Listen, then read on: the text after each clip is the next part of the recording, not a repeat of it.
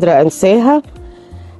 واول ما قررت ان انا اتجوزت وخلفت انا قلت مش ممكن اعيد التجربة دي تاني مع بناتي خالص، وبناتي مش هيقعدوهم مع اولادهم بعد كده بسبب الحالة النفسية اللي هي لغاية دلوقتي من وانا طفلة انا مش ناسياها. انا فاكرة كل الاذى وكل الشعور، واللي حواليا فرحانين وبيضحكوا. انا قعدت فترة جامدة جدا تعبانة وبقاسي من حاجة زي كده، وغير نفسيا انا كنت اتدمرت بالفعل في الفترة دي، ان محدش من اهلي كان جنبي، محدش من يعني قال لي حاجة، محدش، وسابوني ان انا اتعذب قدامهم وهم فرحانين.